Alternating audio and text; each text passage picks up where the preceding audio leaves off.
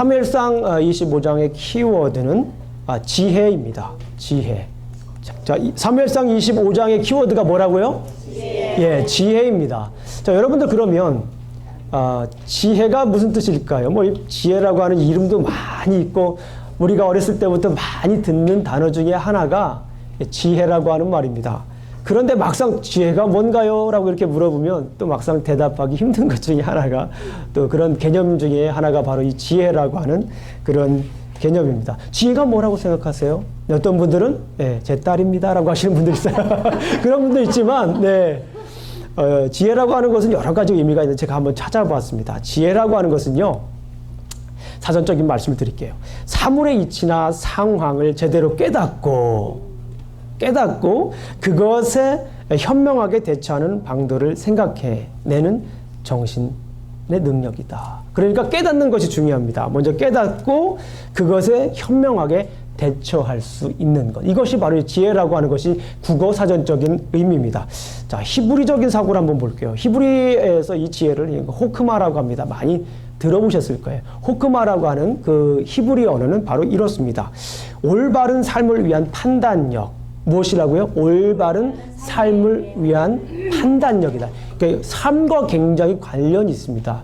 지혜라고 하는 것은 이 관념적인 것이 아니라 지혜라고 하는 것은 우리 삶 속에서 매우 밀접한 그런 관계를 가지고 있습니다. 그래서 이 히브리인들은 이 금속이라든가 옛날 금속이라든가 이런 텐트, 성막을 잘 짓는 사람을 지혜로운 사람이다 이렇게 얘기를 하기도 했습니다.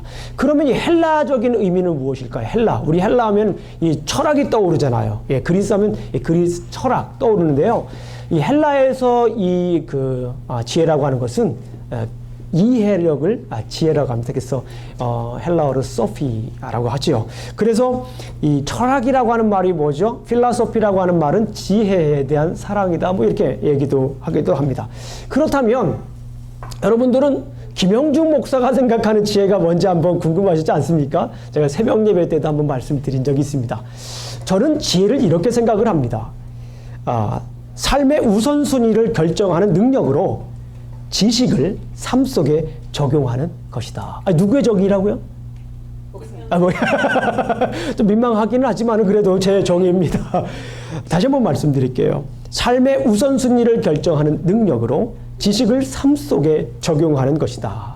그러면 이렇게 얘기를 해요. 이렇게 제가 생각하는 지혜를 이렇게 말씀을 드리면 어떤 분들이 이렇게 질문을 합니다. 목사님, 그러면은 지식과 지혜가 어떻게 다르지요? 예, 좀 전에 말씀드린 것처럼 소피아라고 하는 것은 이해력을 말합니다. 예, 완전한 이해를 소피아라고 하는데 그러면 지식과 지혜는 어떻게 다르죠? 이렇게 얘기를 합니다.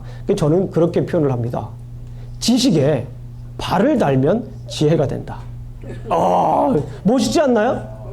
아는 것 단계에서 끝나는 것이 아니라 깨달음의 단계에서 끝나는 것이 아니라 거기에다 무엇을 달아야 됩니까? 이 발을 다는 거예요. 손을 다는 겁니다. 말을 다는 거예요. 그래서 지혜라고 하는 것은 실천적인 의미, 우리 삶 속에서 그냥 관념적인 것이 아니라 우리 삶 속에서 구체적으로 어떻게 적용할 수 있느냐, 실천하느냐, 그것에 달려있다 라고 이렇게 설명을 드릴 수 있습니다. 오늘 본문에 또 지혜로운 사람이 등장을 합니다. 오늘 본문에 어떤 사람이 등장한다고요? 지혜로운 사람이 등장을 합니다. 오늘 본문을 보게 되면은 지혜로운 사람이 등장을 하는데 지혜로운 사람의 이름이 무엇일까요? 아이고, 어떻게 잘하셨어요? 저는 속으로 나발이라고 하면 어떡할까? 집에서 굉장히 고민을 많이 했어요. 나발이라고 하면 굉장히 설교 진행하기 힘들 텐데 나발이라고 했을 때 제가 뭐라고 대답할까 고민한 시간이 조금 있었습니다. 그런데 역시 우리 교회 성도님들은 아주 수준이 높으세요. 예. 아비가일이라고 하는 여인입니다. 아비가일이라고 하는 여인이 이렇게 등장을 합니다. 오늘 본문에 잘 아시는 것처럼 이제 아비가일 하셨으니 나머지 분들은 더 아시겠죠. 등장인물 중요한 사람 3명을 한번 여러분들에게 말씀드리겠습니다. 자, 아비가일 중심으로. 첫 번째 누가 있습니까? 다윗이 있어요. 자, 따라해보세요. 다윗. 두 번째는 나발. 그리고 좀 전에 말씀드린 아비가일. 예. 나발이라고 하는 사람은 어떤 사람이에요? 아비가일의 남편입니다. 그리고 다윗이라고 하는 사람이 등장합니다. 이 3 사람이 등장하죠. 자, 다윗과 아비가일과 그리고 나발이 이렇게 등장하는 모습을 볼 수가 있습니다. 그런데 이 다윗이라고 하는 사람과 아비가일이라는 사람과 나발이라고 하는 사람을 좀 이해하기 위해서는 그 사람의 이름의 뜻을 알게 되면은 오늘 본문의 전반적인 내용을 미리 알 수가 있어요. 자, 한번 제가 여쭤볼게요. 다윗이라고 하는 이름의 뜻이 무엇이죠? 다윗. 사랑받는, 역시 사랑받게 말씀을 하시는군요. 네, 사랑받는 자입니다. 다윗은 사랑받는 자. 그럼 이 다음부터는 좀 어려울 거예요. 나발은 무슨 뜻일까요? 오늘 나발을 보는 자. 네, 아주 정확한 의미는 아니지만 그래도 조금은 비슷합니다. 오늘 본문을 잘 읽어보시면 아시겠지만 나발이라고 하는 사람은 바보라고 어리석은 사람입니다. 어리석은 사람이란 뜻이 바로 이 나발이라고 하는 뜻입니다. 그렇다면 여러분들 짐작하셨겠지만은 아비가일이라고 하는 사람의 여인의 이름의 뜻은 무엇일까요? 아비가일. 아비가일이라고 하는 여인의 지혜로운 여인의 이름의 뜻은 나의 아버지는 기쁨이다. 이런 뜻입니다. 나의 아버지는 기쁨이다. 이런 뜻입니다. 그러니까 이 다윗과 나발과 아비가일이라고 하는 이 사람의 이름을 알게 되면 오늘 본문의 내용을 전반적인 분위기를 이미 파악할 수 있다라는 것입니다.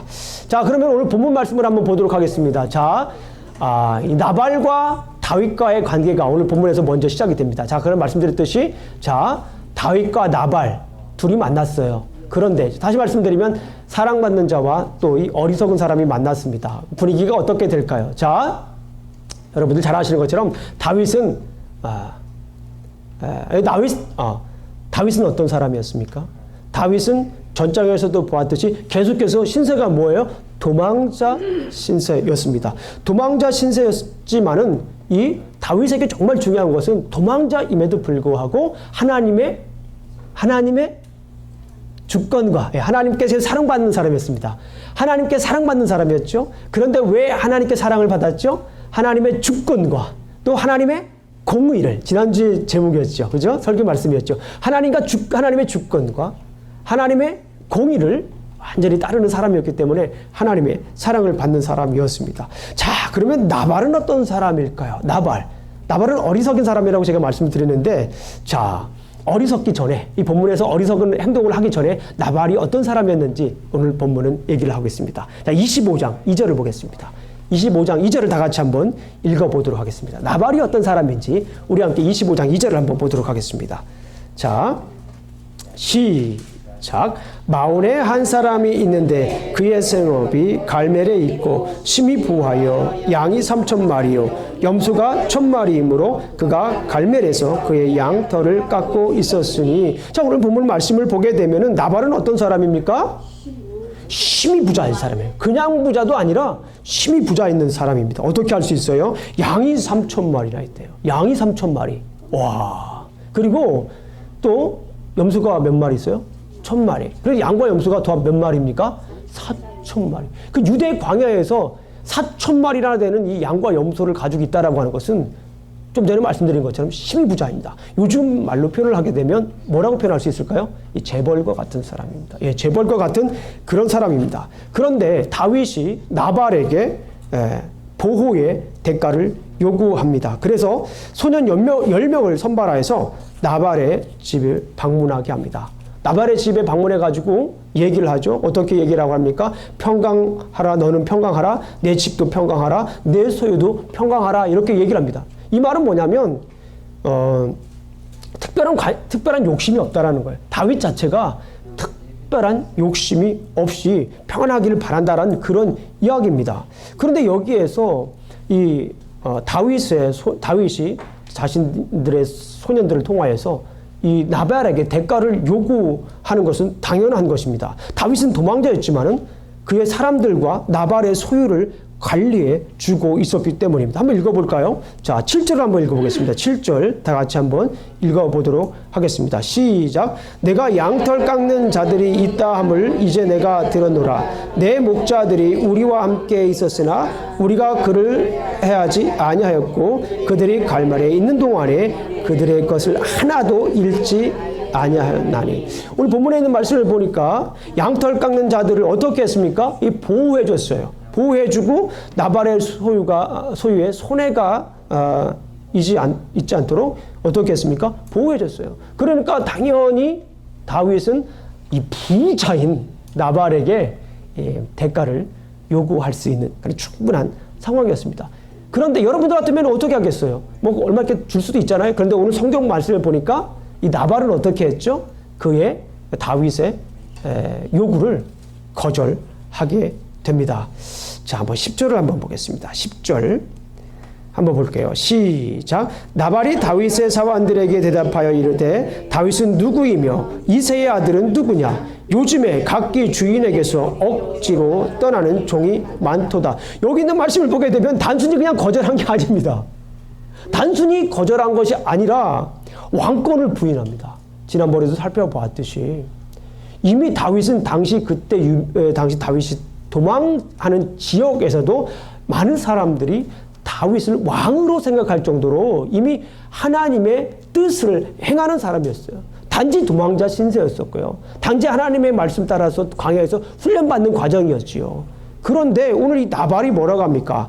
나발은 어리석게도 이 다윗의 왕권을 부인합니다. 다윗은 누구냐라는 거예요. 다윗의 정체성에 대한 그 근본적인 의구심을 갖게 돼요. 다윗이 누구냐라는 거예요. 그리고 또 여기 얘기를 하죠. 요즘 각자 주인에게서 억지로 떠나는 종이 많도다. 이게 주인이 누굴까요? 여기서 사울입니다. 이 관계를 모를 리가 없죠. 그러면서 여기에서 중요한 것은 나발이 단순히 거절한 것이 아니라 왕권을 부인합니다. 다윗의 왕권을 부인해요. 이 다윗의 왕권을 부인했다라고 하는 말을 조금 더 묵상을 해보면 어떤 일이 있습니까? 하나님의 주권까지도 어떻게 했다라는 거예요? 부인했다라는 거예요. 나는 근본도 모르는 자에게 내가 근본도 모르는 사람에게 어떻게 내가 가지고 있는 소유를 줄 수 있겠냐? 물론 그가 나의 소유를 보호해 주는 건 있지만 난 그가 누군지 모른다라는 거예요. 난 거기에 대한 책임을 질 수가 없다라는 거예요. 그런 식으로 얘기를 하면서 왕권을 부인하고 하나님의 주권까지도 이렇게 자연스럽게 거역하는 그런 모습을 볼 수가 있습니다. 그런데 오늘 이 본문에서는 여러분들이 약간 당혹스러운 모습을 볼 수가 있어요. 다윗의 반응입니다. 나발이 거절했을 때 다윗의 반응이에요. 아마도 24장까지 보게 되면은 아마도 그런 생각을 할 수가 있어요. 다윗은 하나님의 사람이었기 때문에 하나님의 사랑을 받는 사람이었기 때문에 그거 뭐 거절해도 하나님이 나와 함께 하시기 때문에 그거 문제되지 않아. 그러면서 거기에서 별 반응을 보이지 않을 수도 있었겠다 하는 그런 생각을 저는 했었습니다. 그런데 오늘 본문에서는 좀 다른 반응을 하게 됩니다. 어떤 반응을 할까요? 한번 보겠습니다. 13절을 보겠습니다. 13절의 반응을 한번 보도록 하겠습니다. 시작. 다윗이 각 사람들에게 이르되 너희는 각기 칼을 차라 하니 각기 칼을 차매 다윗도 자기 칼을 차고 400명가량은 데리고 올라가고 200명은 소유물 곁에 있게 하니라. 다윗이 이전과는 다르게 조금 다른 모습을 보이는데요. 여기에서는요, 난폭하게 변합니다. 전쟁을 하는 사람의 모습으로 변하게 돼요. 싸움을 하려고 하는 사람. 자기를 죽이려고 했던 사울까지도 살려준 다윗이 오늘 본문에서는 대가를 요구한 나발을 향하여서 무엇을 찹니까? 이 칼을 찹니다. 그리고 다윗을 따르는 사람들이 400명 있었는데, 600명 있었는데 400명은 칼을 차게 하고서 자기와 함께 갈 것이고 200명은 어떻게 합니까? 좀 전에 읽으셨던 것처럼 소유를 지키게 하는 그런 모습을 보게 됩니다. 이렇게 얘기를 하면서 일단락으로 우리가 내용이 이렇게 칩니다. 결국은 어떻습니까? 가문이 멸절될 위기에 지금 처해 있는 거예요. 나발의 가문이 지금 어떻게 되어 있습니까? 멸절될 위기에 지금 처해 있다라는 그런 긴박한 상황을 지금 성경에서는 얘기를 하고 있다라고 하는 겁니다. 다윗과 나발과의 관계에서는 이 모습을 보여줘요. 이제 다윗과 아비가일이 등장을 합니다. 다윗과 누가 등장합니까? 아비가일이 등장합니다. 아비가일이라고 하는 이름에서 보듯이 이제 앞의 분위기와는 조금 다를 거다라고 하는 그런 생각을 미리 하실 수가 있습니다. 아비가일의 이름이 뜻이 무엇이었습니까? 예, 나의 아버지는 기쁨이다. 한번 따라해 보세요. 나의 아버지는 기쁨이다. 나의 아버지는 기쁨이다. 예, 우리가 잘 아비멜렉 하면 나의 아버지는 멜렉이다, 왕이다 그런 얘기죠. 이 왕이시다 그런 뜻이잖아요. 가일하면은 나의 아버지는 기쁨이다. 예, 우리 성도님들이 히브리어까지 이렇게 따라하십니다. 어쨌거나 이 다윗과 아비가일이 이렇게 다시 만나게 됩니다. 하인 중에 한 명이 이제 아비가일에게 막 찾아갑니다. 막 너무 급박해가지고 아비가일에게 찾아갑니다. 그러면서 아비가일에게 찾아가서 이제 얘기를 하죠. 어떤 얘기를 하냐면 큰일 났다라는 거예요. 지금 나발이 다윗의 요구를 거절해가지고 지금 다윗이 지금 칼을 차고 지금 나발의 집으로 와서 그 소유들을 다 멸망시키려고 멸절하려고 지금 계획을 가지고 있다라고 하는 것을 지금 그 계획을 얘기를 합니다. 하인 중에 한 명이 나발이 다윗을 모욕한 것을 알립니다. 14절 한번 보겠습니다. 14절 보겠습니다. 시작. 하인들 가운데 하나가 나발의 아내 아비가일에게 말하여 이르되 다윗이 우리 주인에게 문안하러 광야에서 전령을 보냈거늘 주인이 그들을 모욕했다라는 거예요. 그러면서 이 하인이 나발이 얘기한 것이라 아비가일이 얘기한 것이 아니라 하인이 얘기합니다. 하인이 다윗을 평가하는데 다윗은 선대했다. 다윗은 나발에게 이미 나발 집안에게 선대한 사람이다. 이렇게 인정을 하고요. 다윗이 자신들을 위하여 밤낮으로 담이 되어서 다치거나 잃은 적이 없게 보호해줬다라고 이 하인이 얘기를 해주는 거예요. 한번 15절 보겠습니다. 15절 한번 16절 읽어보겠습니다. 시작. 우리가 들에 있어 그들과 상종할 동안에 그 사람들이 우리를 매우 선대하였으므로 우리가 다치거나 잃은 것이 없었으니 우리가 양을 지키는 동안에 그들이 우리와 함께 있어 밤낮 우리에게 담이 되었습니다. 우리에게 선대한 건데 그냥 보통 선대한 것이 아니라 성경에서 강조하고 있지 않습니까? 어떻게 선대했다고 그래요? 매우 선대했다라는 겁니다. 매우 선대했고 지켜주어가지고 밤낮을 그냥 지켜준 것도 아니라 성경에서 뭐라고 얘기합니까? 지금 밤낮으로 지켜서 담이 되어서 우리가 지금 잃어버린 것이 없다. 다친 것이 없다. 이렇게 얘기를 합니다. 그리고 나발이 다윗의 요구를 거절하여서 지금 다윗은 나발을 해하려고 하고 있다라고 하는 그 긴박한 소식을 지금 누구에게 전합니까? 아비게일에게 전합니다. 이런 소식을 들었을 때 우리 여성분들이 많이 계신데 이런 소식을 들었을 때 여러분들은 어떻게 하시겠습니까? 아니 뭐야 다윗이 하면서 거기다 붙이고 그냥 찾아갈까요? 아니 어떻게 하겠습니까? 여러분들은 어떻게 하시겠습니까? 생각을 아비가일처럼 하시겠죠. 그죠? 아비가일이 지금 어떻게 하시는지 한번 보겠습니다. 그러면 아비가일처럼 하시기를 주님의 이름으로 축원합니다. 자, 성경 내용에서 좀 더 구체적으로 한번 보도록 하겠습니다. 다윗의 의중을 확인한 아비가일은 자신의 뜻을 다윗에게 전합니다. 찾아가서 전하게 되는 그런 모습을 봅니다. 자, 18절, 19절을 한번 보도록 하겠습니다. 18절, 19절. 자, 한번 보겠습니다. 시작. 아비가일이 급히 떡 200덩이와 포도주 2가족 부대와 잡아서 요리한 양 5마리와 볶은 곡식 5세어와 건포도 100송이와 무화과 뭉치 200개를 가져다가 나귀에 신고 주년들에게 이르되 나를 앞서가라 나는 너희 뒤에 따라가라 하고 그의 남편 나발에게는 말하지 아니라. 오늘 말씀을 보니까 아비가일은 그냥 급하게 음식을 만들어 가지고 갑니다. 그죠? 여기 음식을 보니까 음식이 적어요? 많아요. 어떤 분들은 이 성경을 보면서 야 아비가일 정말 힘들었겠다. 우리 주일날 한번 음식 해보는 것도 힘든데 여기 보니까 그냥 뭐예요? 떡이 200개 이거 언제 만들었을까? 포도주 2가족 부대 이거 언제 만들었을까? 고민을 하인들이 많잖아요. 우리 성경을 어떻게 읽느냐도 굉장히 중요합니다. 자, 어쨌거나 이런 마음을 가지고 있는 것도 이해가 됩니다. 그러나 중요한 것은 성경에서는 지금 이것을 강조한 것이 아니라 지금 이 아비가일이 정성스럽게 음식을 준비해서 지금 다윗에게 찾아갔다라는 것입니다. 다윗에게 찾아가가지고 어떻게 했을까요?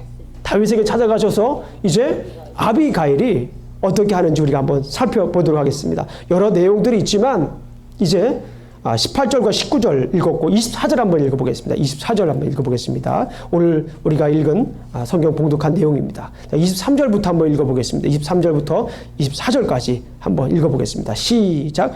아비가일이 다윗을 보고 급히 나귀에게서 내려와 앞에 엎드려 그의 얼굴을 땅에 대니라. 그가 다윗의 발에 엎드려 이르되 내 주여 원하건대 이 죄악을 곧 내게로 돌리시고 여종에게 주의 귀에 말하게 하시고 이 여종의 말을 들으소서. 자, 그 지혜롭죠. 그리고 25절까지 한번 읽어볼게요. 시작. 원하옵나니 내 주는 이 불량한 사람 나발을 개의치 마옵소서. 그의 이름이 그에게 적당하니 그의 이름이 나발이라. 그는 미련한 자니이다. 여종은 내 주께서 보내신 소년들을 보지 못하였나이다. 여기서 보니까 다윗이 그냥 엎드려서 남편의 나발의 죄악을 자신에게 돌리라고 얘기를 해요. 이거 위기입니다. 지금 굉장히 큰 위기예요. 지금 아비가일이 없었다라면 이 나발의 집안을 완전히 지금 몰살될 그런 위기입니다. 다윗이 예전과 좀 다르다고 그랬잖아요. 오늘 본문에서는 예전과 좀 다른 모습이에요. 그게 중요해요. 그런데 이 위기, 절체절명의 위기 속에서 이 여인이 그냥 찾아가가지고 다윗에게 엎드려 절합니다. 음식 그냥 거창하게 준비해가지고 그냥 아마도 요구한 것보다도 훨씬 더 많이 가져간 것 같아요. 그래가지고 엎드려가지고 얘기를 합니다. 제발 좀 살려주시고 남편의 죄를 나에게 돌려달라고 이 얘기를 하는 거예요. 대단한 여인입니다. 그러면서 이 여인은 너무너무 현명한 여인입니다.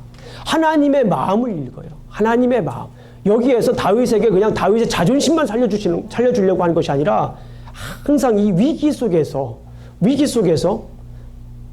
하나님께 지혜를 구하는 그런 모습을 볼 수 있어요. 그래서 하나님이 원하시는 것이 무엇인지, 다윗이 원하시는 것이 무엇인가가 아니라 다윗의 입장도 분명히 서 있지만 하나님이 원하시는 것이 뭔가라고 하는 그 입장에서 얘기를 합니다. 26절 말씀을 보도록 하겠습니다. 26절 시작.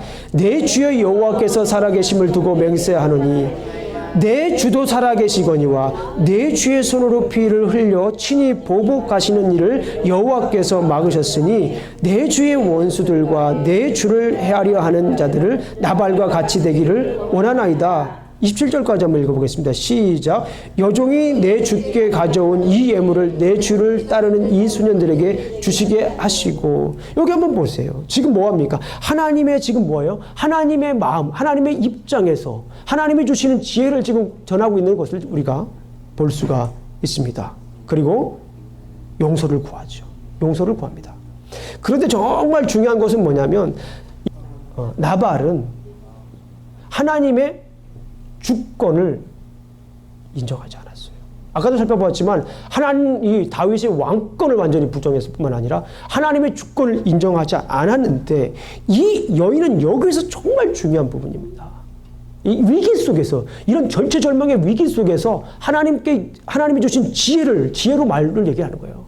하나님께서 주신 지혜로 지금 얘기를 하고 있는 겁니다. 자, 28절부터 31절까지 좀 길지만 한번 어떻게 이 아비가일이 얘기하는지 한번 생각하면서 한번 읽어보도록 하겠습니다. 이게 하나님이 주신 지혜입니다. 하나님이 주신 지혜예요. 자, 28절부터 31절까지 한번 읽어보겠습니다. 시작.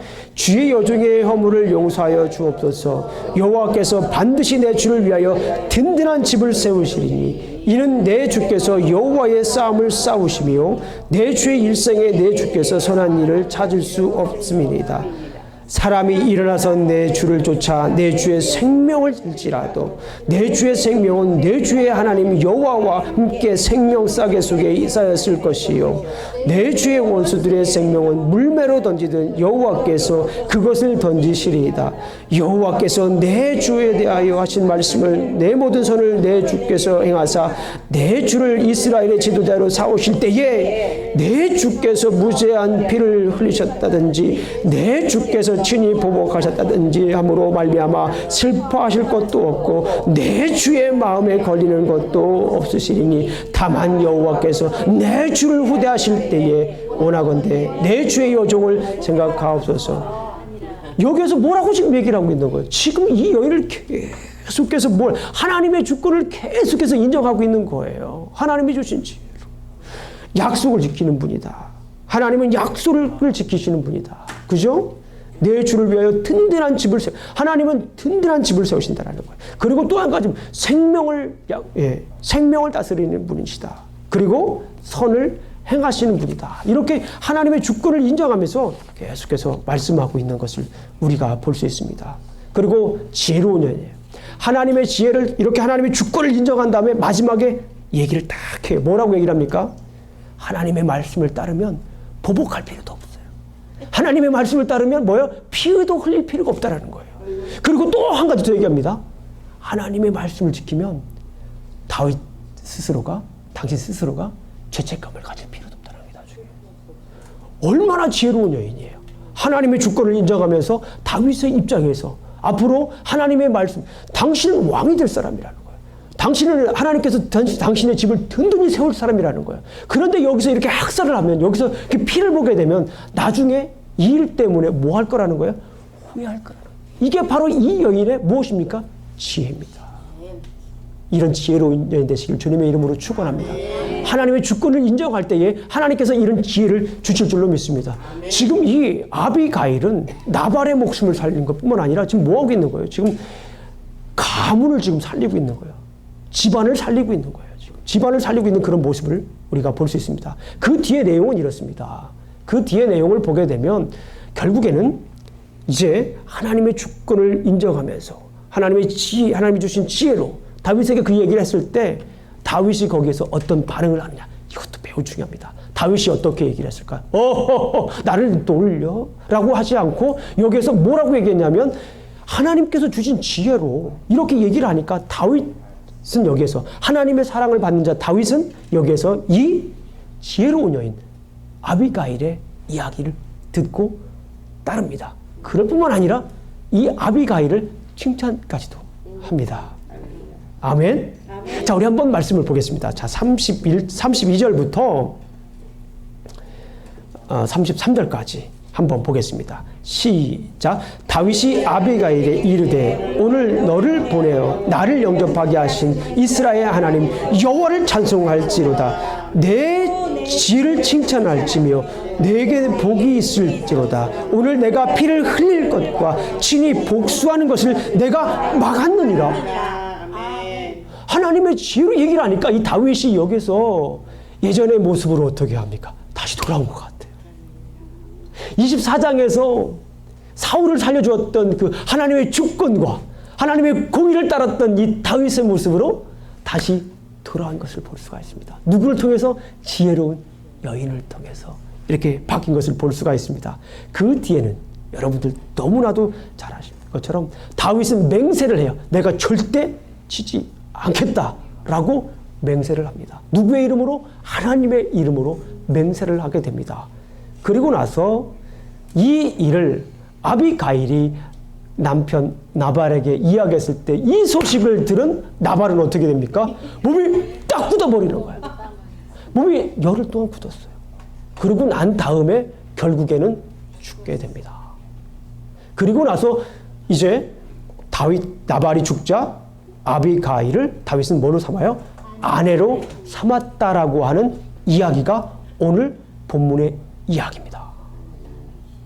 자, 오늘 본문의 이야기를 우리가 한번 이렇게 정리를 한번 해봤습니다. 지혜로운 여인 아비가일을 통해 나발은 그의 가문의 멸절을 피했고 다윗은 학살을 피했다. 그렇죠? 아비가일이라고 한 여인이 오늘 본문에 만약에 없었더라면 다윗은 학살의 오명을 갖게 돼요. 그렇죠? 그리고 나중에 왕이 됐을 때 끊이지 않고 그것이 어떻게 될까요? 따라갑니다. 학살한 왕이라고 끊임없이 따라가게 됩니다. 그리고 나발은 여기에서 완전히 가족이 멸절될 상황을 이제 피하게 되는 그런 모습을 오늘 본문에서는 얘기해줘요. 그러니까 오늘 본문에서 아비가일이 없었으면 어떻게 됐을까요? 아주 피비린내가 나는 거예요. 아주 사사기 시대처럼 완전히 피비린내가 나는 그런 모습이 오늘 본문에서 연출될 뻔했는데, 나타날 뻔했는데, 일어날 뻔했는데, 여기서 지혜로운 여인 아비가일 때문에 학살도 없었고 멸절도 없었던 내용을 우리가 알 수가 있습니다. 자, 그래서 여기에서 주시는 하나님의 메시지, 오늘 주시는 메시지는 뭐냐면 지혜로운 손은 위기를 극복한다. 지혜로운 손은 위기를 극복한다. 극복해야 한다. 자, 한번 따라해 보겠습니다. 지혜로운 손은 위기를 극복해야 한다. 자, 오늘 말씀을 이렇게 정리할 수 있습니다. 지혜로운 손은 위기를 극복해 한다. 여러분들 지혜롭게 되시기를 간절히 주님의 이름으로 축원합니다. 인생의 위기에 처했을 때 어떻게 해야 합니까? 우리는 하나님께 뭘 해야 됩니까? 지혜를 구해야 됩니다. 그래서 우리가 지혜로운 사람이 되기 위해서 우리가 하나님께 뭘 해야 됩니까? 지혜를 구해야 될 줄 믿습니다. 우리는 살면서 위기를 겪습니다. 크고 작은 위기들이 우리 삶 속에 있습니다. 어쩌면 우리의 삶이 위기의 연속일지도 모르겠습니다. 멋지게 시작한 가정입니다. 아주 뭐 부푼 꿈을 가지고 결혼을 하잖아요. 연애를 해가지고 결혼을 해가지고 정말 이 세상에서 가장 행복한 가정으로 한번 하나님이 주신 말씀 안에서 이 가정을 세워보겠다라고 하는 그런 마음을 가지고 가정을 시작했을지라도 그 가정에는 무엇이 있습니까? 위기가 있어요. 이건 어쩔 수 없는 우리의 인생입니다. 천년만년 함께 살 것 같지만 위기에 처할 때도 있는 것입니다. 너무나 기쁘게 사는 것도 있지만 너무나 행복하게 사는 것도 있지만 위기가 있어요. 때로는 아내가 먼저 주님의 품으로 가기도 하죠. 우리 현실입니다. 때로는 남편이 먼저 주님의 품으로 갈 수도 있고요. 심지어 자식을 먼저 주님의 품으로 보낼 수도 있는 것이 우리의 인생살입니다. 이럴 때 우리가 어떻게 해야 됩니까? 이런 위기가 닥쳤을 때에 우리가 어떻게 해야 됩니까? 심지어 오늘 나발의 집안처럼 집안이 완전히 없어질 그런 위기에 처할 수도 있다는 거예요. 이것이 우리가 지금 살고 있는 우리의 인생입니다. 우리의 가정에 위기가 닥쳤을 때 어떻게 해야 합니까? 지혜를 구해야 합니다. 아멘. 위기가 닥쳤을 때 여러분들 주저하지 마시고 어떻게 해야 됩니까? 지혜를 구하십시오. 하나님께 지혜를 구하십시오. 하나님께 지혜를 구하시면 하나님께서 주실 줄로 믿습니다. 그런데 정말 목사로 볼 때에 너무나 뻔한 이야기잖아요. 지금 이게 우리가 너무나도 잘 알고 있는 이야기잖아요. 그런데 우리는 위기가 닥칠 때 하나님께 지혜를 구하는 분들이 그렇게 많지는 않아요. 우리가 생각하는 것만큼 그렇게 지혜를 구하는 분들이 많지가 않아요. 주여 하고 매달리는 분들이 그렇게 많지가 않다는 것입니다. 이것이 또한 문제가 되는 것이에요. 주여 하면서 주님께 매달려야 되는데 주님께 구해야 되는데 구하지 않는 분들이 의외로 많다라고 하는 거예요. 말씀을 한번 보겠습니다. 야고보서 1장 5절 말씀입니다. 우리 함께 큰 목소리로 함께 읽어보겠습니다. 시작. 너희 중에 누구든지 지혜가 부족하거든 모든 사람에게 후히 주시고 꾸짖지 아니하시는 하나님께 구하라. 그리하면 주시리라. 아멘. 우리는 부족한 사람들이기 때문에 지혜가 충만할 수가 없어요. 항상 충만할 수가 없습니다. 목사님 저도 솔직히 고백합니다. 항상 지혜가 철철철철 넘치는 건 아닙니다. 말씀을 연구하고 말씀을 묵상하고 하루에 6시간 말씀을 보고 하루에 6시간 이상 연구를 하고 새벽 예배 또 설교도 준비하고 하나님의 은혜를 누리고 살고 있음에도 불구하고 때로는 지혜가 부족해서 정말 힘들 때가 많습니다. 뭐 해야 됩니까? 하나님께 구해야 됩니다. 아멘. 너희 중에 누구든지 지혜가 부족하거든 모든 사람에게 후히 주시고 꾸짖지 아니하시는 하나님께 뭐하라? 구하라. 하나님께 구하면 하나님께서 어떻게 하십니까? 하나님께서 주실 것이다. 김영준 목사 얘기가 아닙니다. 위기에 닥쳤을 때 주저앉고 당황하지 말고 하나님께 뭘 해야 됩니까? 구하십시오. 아멘. 하나님께서 우리에게 후히 주실 줄로 믿습니다. 할렐루야. 위기에 닥치면 당황하지 마십시오. 두려워하지 마십시오. 하나님께 지혜를 구하십시오. 하나님께서 주실 줄로 믿습니다. 하나님께 구하면 하나님께서 우리에게 지식을 줍니다. 우리에게 지혜를 주십니다. 아멘. 그래서 이 일을 내가 어떻게 해석할 수 있는, 이 일을 해석할 수 있는 무엇을 주실까요? 판단력을 주시는 거예요. 아까 우리 지혜가 뭔가라고 나눴잖아요. 지혜라고 하는 것은 우선순위를 결정하는 것입니다. 그죠? 이 일 중에서 내가 어떻게 이 일을 판단해야 될지 판단력을 주십니다. 우선순위를 결정하는 능력을 주십니다. 우리는 그 지혜로 그 위기를 극복할 수 있는 줄로 믿습니다. 하나님께서 구하면 하나님께서 후히 주실 줄로 믿습니다. 원대한 비전을 가지고 시작했던 사업에 큰 위기가 닥칠 수도 있습니다. 때로는 앞으로 어떻게 하면 더 키워갈까? 어떻게 하면 더 넓혀갈 수 있을까라고 하는 생각도 하기 힘들 정도로, 그럴 틈도 없을 정도로 그렇게 사업이 잘 나가던 때가 있을 수 있습니다. 그때에도 역시 위기는 있을 수 있습니다. 미국의 아메리칸 드림을 가지고 왔습니다. 그 꿈을 이루기 전에 못된 사람을 만나서 위기에 처하는 경우도 있어요. 그렇잖아요. 교회 장로님이래 물어보니까 교회 집사님이래 아이 틀림없어 했는데 그냥 거기에서 사기를 당하시는 분들 저는 많이 봤어요. 이게 웬일입니까? 이게 웬일입니까? 그런 위기 속에서 우리가 충분히 살 수가 있습니다. 저는 날마다 새벽에 기도할 때마다 우리 성도님들이 이런 어려움 당하지 않도록 기도합니다. 아멘. 이런 위기가 없기를 하나님께 간절히 기도합니다. 목사로서 하나님께 간절히 기도합니다. 정말 하나님이 주신 이 복된 삶을 누릴 수 있도록, 주님 안에 복된 삶을 누릴 수 있도록 간절히 기도하지만, 그럼에도 불구하고 우리의 삶 속에는 여전히 위기가 있다라는 것입니다. 이 위기에 닥쳤을 때 우리는 어떻게 합니까? 다시 물어봅니다. 따라해 보십시오. 위기가 닥쳤을 때 당황하지 않겠습니다. 당황하지 않겠습니다. 위기가 닥쳤을 때 위기가 닥쳤을 때 주저앉지 않겠습니다. 주저하지 않겠습니다. 위기가 닥쳤을 때 위기가 닥쳤을 때 지혜를 구하겠습니다. 지혜를 구하겠습니다. 하나님께 지혜를 구하겠습니다. 하나님께 지혜를 구하겠습니다. 다시 한 번 더 우리 이 말씀을 보죠. 야고보서 1장 5절 다시 한 번 더 읽겠습니다. 시작. 너희 중에 누구든지 지혜가 부족하거든 모든 사람에게 후히 주시고 꾸짖지 아니하시는 하나님께 구하라. 그리하면 주시리라. 아멘. 위기에 처했을 때 당황하지 않고 하나님께 지혜를 구하십시오. 하나님께서 구하는 사람에게 어떻게 하십니까? 후히 주실 줄로 믿습니다. 하나님 당신의 지혜를 후히 주실 줄로 믿습니다.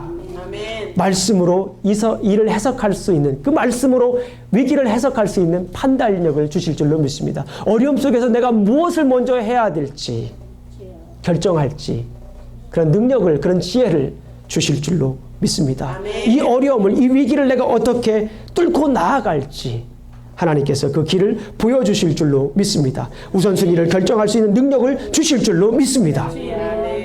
그러면 우리는 그 지혜로 그 위기를 극복할 수 있는 줄로 믿습니다. 아멘. 자, 한번 우리 야고보서 1장 5절 말씀을 다시 한번 더 크게 우리 한번 읽고 내 마음에 새기면서 한번 말씀을 마치도록 하겠습니다. 준비되셨습니까?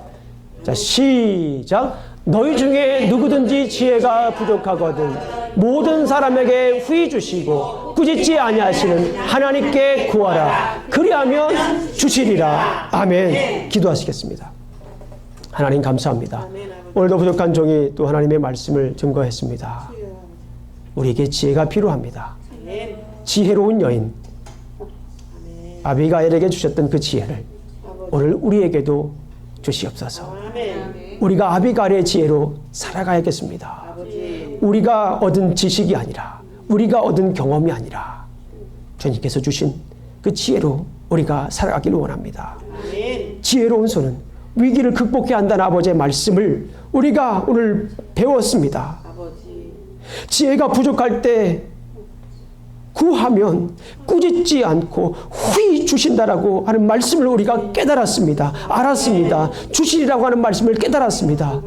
우리 삶 속에 크고 작은 위기가 생겼을 때에 주저앉지 않겠습니다. 더 이상 당황하지 않겠습니다. 더 이상 두려워하지 않겠습니다. 더 이상 난처해야 하지 않겠습니다.